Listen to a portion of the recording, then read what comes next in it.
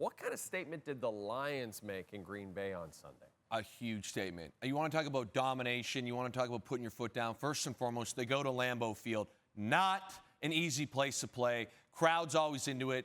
Green Bay loves their football. Everyone knows that. Next thing, it's pouring rain. It is pouring rain. Does not matter. And started offensively. They come out first drive, Montgomery. This guy is an absolute thumper. And then you add in Jahmyr Gibbs, who also had a great game. We saw this earlier, 4th and 1. Great burst. But to me, Jay, we all knew their offense would be ripping because they're that good. They're a juggernaut.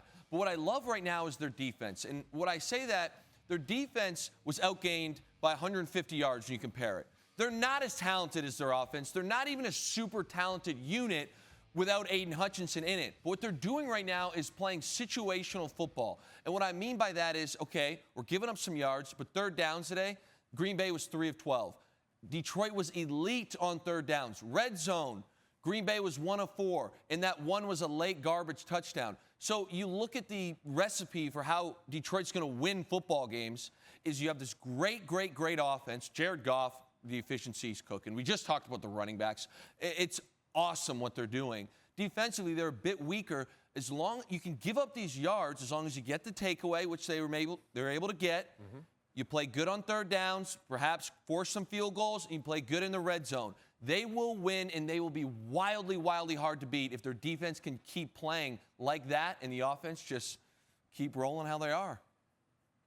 And then there's the Cowboys. How much trouble are the Cowboys in right now?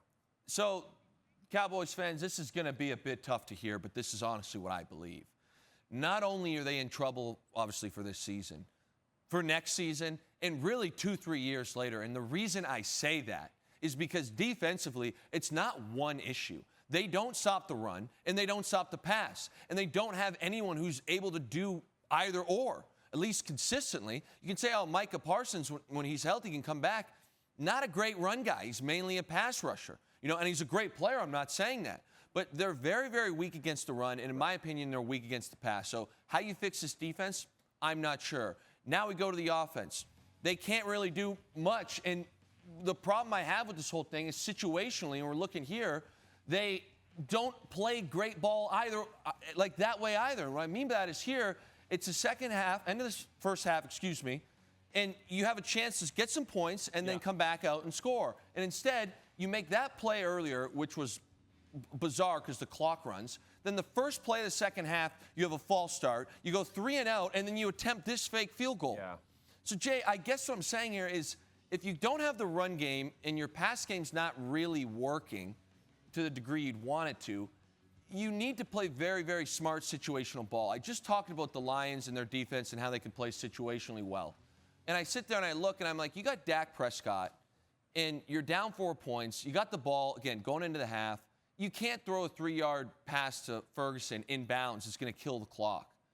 You got to be thinking, hey, what can we do to push the ball down the field, get Aubrey, who can kick 65-yarders, a shot here, then we'll take the ball coming out of the half. This is the killer instinct that you'd want a gajillion-dollar quarterback to have. Mm-hmm. But he's simply not doing that. And I think the next thing that Cowboys fans need to realize is that maybe the thought was with Dak Prescott and CeeDee Lamb, you could have sort of a Joe Montana, Jerry Rice situation.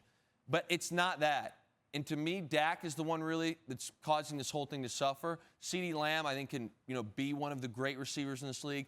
But right now, the way this team's operating, that's not an elite duo either. So nothing is going well.